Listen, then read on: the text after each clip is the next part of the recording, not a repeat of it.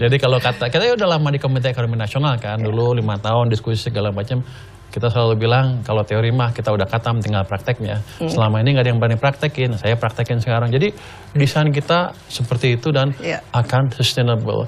Ini bukan policy yang abal-abal yang cuman karena dapat mimpi semalam aja. Ini kita desain cukup lama sebetulnya. Ya, kalau Danantara dengan dividennya menurut Pak Purbaya bagaimana cara terbaik untuk mendapat justru memaksimais dari misalnya dividen yang Danantara atau bagaimana supaya ini bisa diterjemahkan ke dalam yaitu roda perekonomian yang Kenapa Anda tanya Danantara ke saya? Ini kan banyak uang, nggak maksudnya kalau ini kan sebagai seorang ekonom kira-kira di mana bisa ditempatkan toh at the end of the day kan ekonomi kan hanya uang masuk sama uang keluar. Idealnya uang masuk lebih banyak dari uang keluar kan. Gitu. Kalau saya ekonom saya akan bahas Danantara habis-habisan.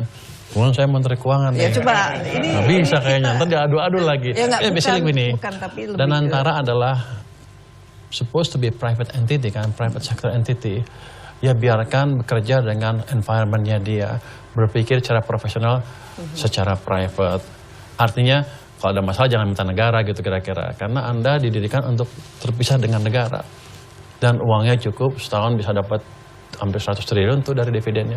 Ya nggak apa-apa, manfaatkan itu dengan optimal. Kita lihat perannya dia seperti apa untuk menggerakkan real sektor kita ke depan. Itu desain yang bagus, kalau dijalankan dengan baik. Cukup.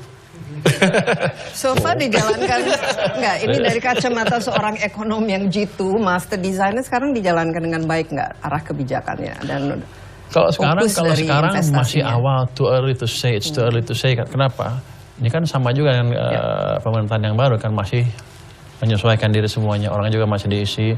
Kalau ditanya sekarang apakah sekarang sudah ideal, masih jauh dari ideal. Tapi saya pikir ini langkah yang berani untuk memastikan private entity dari government yang dulu di BUMN betul-betul bisa bergerak secara profesional, secara private sector dengan dana yang besar.